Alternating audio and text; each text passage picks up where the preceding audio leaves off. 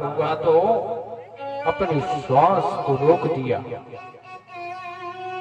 और जब श्वास को 5 साल के नन्हे से बालक ने रोक दिया तो समस्त देवताओं की, स्वयं ब्रह्मा जी तक की श्वास रुक गई, श्वास लेने में दिक्कत होने लगी। समस्त सभी देवी देवता दौड़े दौड़े जाकर के पहुंचे, अरे महाराज ये क्या हो रहा है, मुझे श्वास लेने में दिक्कत हो रही है। ब्रह्मा जी भी कहे कि भैया यही हाल तो हमारा है।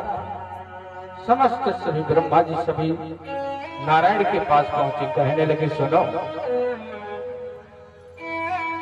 अरे एक नन्हा सा बालक है 5 वर्ष का ध्रुव जी जो भक्ति कर रहा है, उसने अपनी श्वास को रोक रखा है।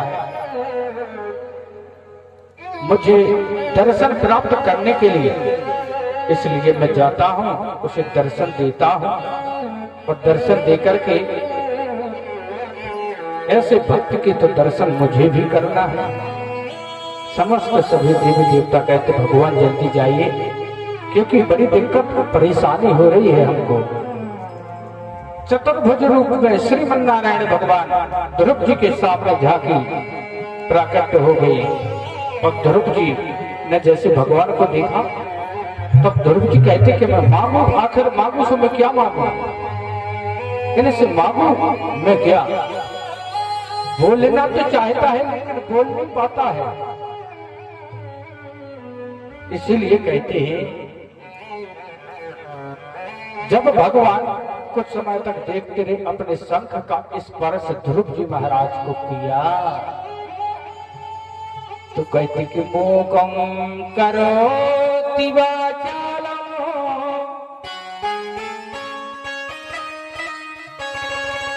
पंगो लगन्ते गिरे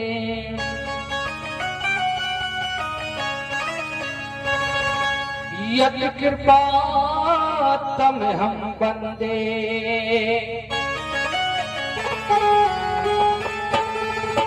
परमानंद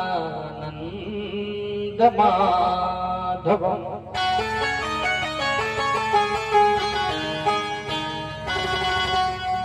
जब भगवान का स्पर्श हुआ जैसे ही शंख, और जब जिस पर भगवान की कृपा हो जाती तो भैया सबकी कृपा हो जाती है।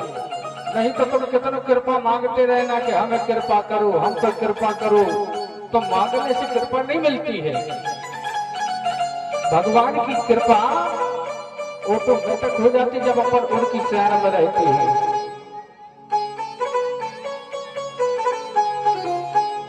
कि जो जाने ताहि ते हैं जनाहि, जानत तुम्हारी तुम्हारे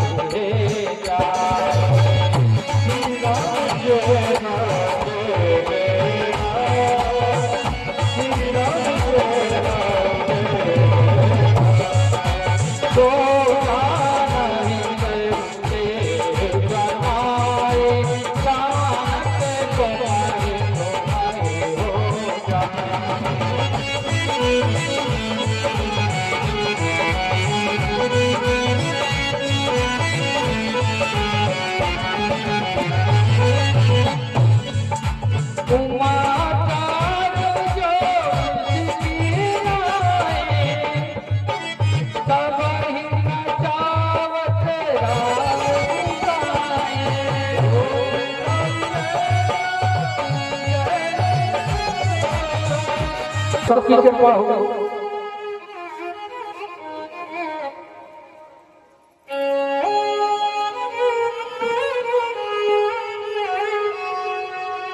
आज अत्यंत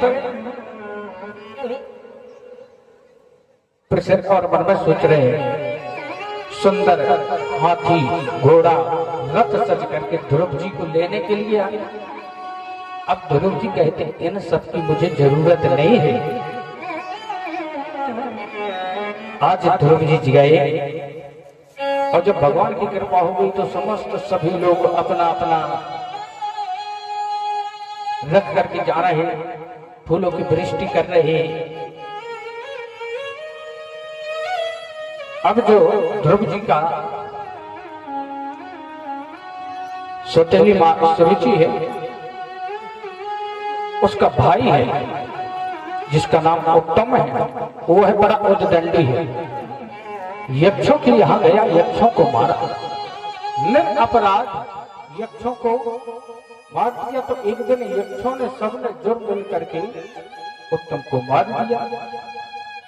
आज बड़ा ही क्रोध, इतना क्रोध हो गया, मन में बड़ा भारी क्रोध आया ध्रुव जी महाराज को। और ध्रुव जी को ऐसा क्रोध है कि यक्षों से लड़ने के लिए पहुंचे। तो कहते धर्म और अधर्म तो जानना ही चाहिए।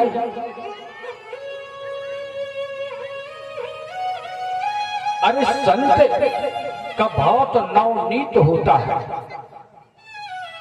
और फिर लड़ने के लिए क्यों पहुंचे? कि संत हृदय नवनीत समाना, कहा करहि पर कपे तारा। समाना कहा करहि पर कपे तारा। तो इस प्रकार जब चल दिए, और दर्शन तो इन्होंने भी एक बार नहीं, शिशुपाल ने कई बार किए थे, रावण ने भी कई बार किए थे।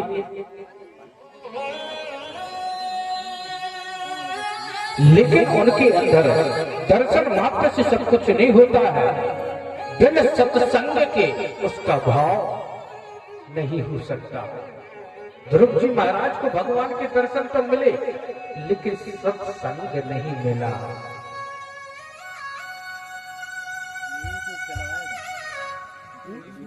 ऐसा सुंदर भाव है।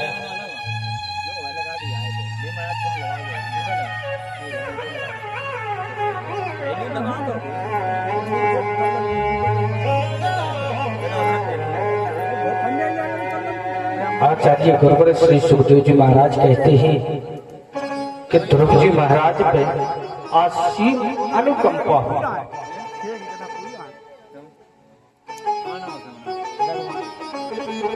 और कहते हैं परीक्षित महाराज के ऋषभदेव जी महाराज थे, वो ऋषभदेव जी महाराज नित्य प्रति अपने पुत्रों को बैठा के उनको सत्संग सुनाते, सत्संग की बात करते, नित्य प्रति सत्संग सुनाते। उनके बड़े पुत्र का नाम भरत जी महाराज है, और जो भरत जी महाराज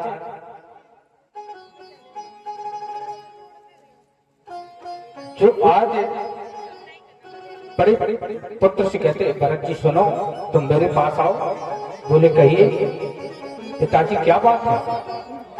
बोले मैं आपसे पूछना चाहता हूं कि आपको ये शरीर किस लिए मिला है? जय हो दाऊ।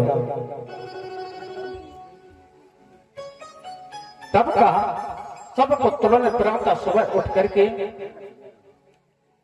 स्नान आदि निर्वृत्त होना, इसलिए ये शरीर मिला है।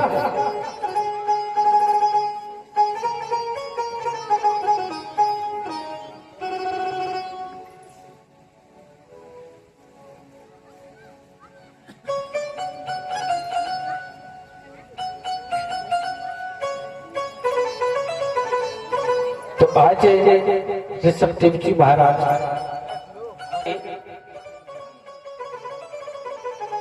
भजन करने के लिए गए।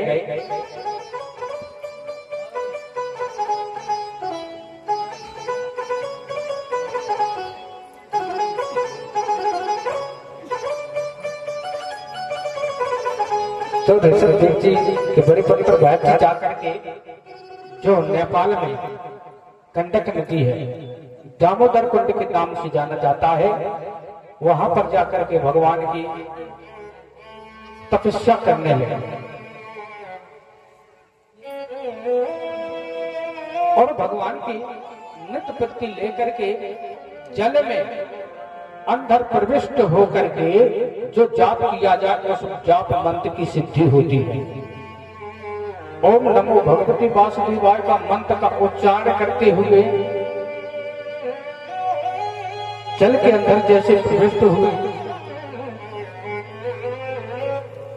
और जाप कर रहे थे, नित्य प्रति 100-200 माला करते थे। लेकिन आज क्या हुआ, उन्होंने अपनी आंखों के सामने से ऐसा दृश्य देखा, एक हिरणी थी, वो गर्भवती थी और एक सिंह ने बड़ी जोर से हुंकार में भरी, दहाड़ लगाई और उस हिरणी ने एक छलांग लगा करके वो उसमें कूद गई। दामोदर कुंड में गंडक नदी में जाकर के वह कूद गई, डर के मारे, और बीच नदी में तैरते तैरते अपने बालक को जन्म दे दिया उसी जगह पर। और उस बालक को जन्म दे दिया। ये दृश्य भरत जी महाराज ने देखा तो झोली माला तो वही फेंकी और चल दी और पकड़ करके उसको लाए। ठंड का समय था, लता पता इत्यादि इकट्ठे करके और अग्नि जला करके उस बच्ची को सुखाया। अच्छा किया उसको बचा करके, लेकिन भरत जी महाराज का उसमें मोह फंस गया। कहते थे आए थे हरि भजन को घोटन लगे कपास, तो हरि भजन करने के लिए आए, अब वो कपास काटने लगे, चारा काटने लगे, चारा काट करके लाते और फिर उस बच्चे के लिए चारा डालते। अब जब उसमें मन ज्यादा फंस गया, जब इनका मृत्यु का समय आया तो गुरुवर सुखदेव स्वामी कहते हैं कि अरे राजन, जब मृत्यु का समय आता है तो हम भगवान का नाम तो लेना चाहते हैं कि हे भगवान आके रक्षा करो, लेकिन ले नहीं पाते। बोले महाराज कह नहीं ले पाओ, जे कंठ अवरुद्ध हो जाए, अवरुद्ध बोलना तो चाहते हैं लेकिन बोल नहीं पाते, ऐसे लगता जैसे किसी ने गला पकड़ रखा है। भरत जी महाराज का अंत समय आया, प्रारंभ हो गया। अंतोगत्वा क्या हुआ, जब उनको जब दूसरी योनि मिली तो उस हिरणी की मिली, उसी में फंस करके तरार गए तो योनि भी हिरण की मिली। अब ये हिरण की योनि प्राप्त करके इनको पूर्व पिछले जन्म का सब याद है, ध्यान है। अरे हम राजा थे, हमारा नाम भरत था, हम भजन करने के लिए आए थे और भजन करने के लिए आए तो उस हिरण के बच्चे में फंस गए, आज हमें हिरण की योनि प्राप्ति। हे भगवान, इस योनि से मुझे मुक्त करो, मैं इस बार वचन देता हूं, खूब भजन करूंगा। तो आज फिर से हिरण योनि समाप्त हुई, फिर उनको तीसरा जन्म फिर मिला। पहला राजा के यहाँ, दूसरा हिरण की योनि, अब तीसरी ब्राह्मण घर में। ब्राह्मण घर में जैसे इन्हें योनि मिली तो ब्राह्मण घर में जो योनि मिली तो ये जन्म लिया और पिताजी आचार्य थे, पंडित। अरे तो पंडित का बालक तो पंडित ही होता है, जिसके घर में जो कार्य होता वही कार्य करता है। तो उनके लिए मंत्र सिखाने लगे, गायत्री मंत्र सिखाया। और गायत्री मंत्र ऐसा नहीं 1 दिन 2 दिन 4 दिन 8 दिन 10 दिन हो गए, 10 दिन में भी एक बार भी मंत्र नहीं सुना पाए। अब इन भरत जी ने सोचा यदि आज हम मंत्र सुना देंगे तो कल पिताजी कहेंगे सत्यनारायण की कथा पढ़ लो, विवाह पद्धति पढ़ लो, ऐसे इस कार्य में फिर हम फंस जाएंगे तो फिर भगवान का भजन नहीं करेंगे, नहीं कर पाएंगे। इस बात को वचन लेकर के आए कि भगवान का भजन नहीं करना है। और वास्तव में एक बात करें, जो भी व्यक्ति जितना भी प्रेम करेगा, जिससे जितनी आय होगी, इनकम होगी, उसी से ज्यादा प्रेम करेगी। ये दुनिया बड़ी स्वार्थी है। आपसे स्वार्थ होगा तो इतना प्रेम करेगी कि बहुत ज्यादा, और स्वार्थ नहीं रहेगा, कोई प्रेम करने वाला नहीं है। देख लेना, अजमा लिया होगा। अब जड़ भरत जी महाराज, जड़ भरत जी नाम रख दिया। अरे तू तो जड़ की तरह है, एक वृक्ष की तरह है, एक जगह बैठा रहता, पड़ा रहता, कुछ करता नहीं है, ना काम करे, ना धाम करे, ना कुछ करे। जड़ भरत जी नाम रख दिया। अब यदि जड़ भरत जी महाराज को प्यास भी लगती तो घर वालों को परेशान करती, अरे पानी लाओ रे, भोजन लाओ पाने के लिए। अब घर वाले परेशान। अब घर वाले कहते कि इससे अच्छा जी कहीं टल भी नहीं जाता, कहीं टल जाए तो हमारा पाछी छूट जाए। अरे हम सबको परेशान करें। जो काम का व्यक्ति होवे तो उसको सबको लाइक करेंगे, प्रेम करेंगे, पसंद करेंगे, और ये कुछ भी कार्य न करे।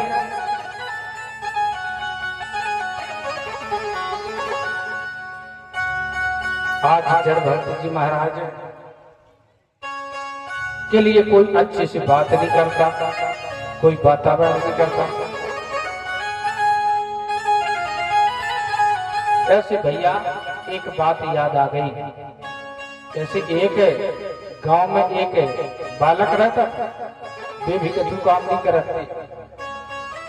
अब बाहर से महंत की आय इकट्ठा करने के लिए गांव में, तो उन्होंने कहा भैया जिसके बस की कोई काम धाम ना हो तो वो यहाँ नहीं रहना चाहिए, वो तो सीधे वृंदावन चला जाए, अयोध्या चला जाए।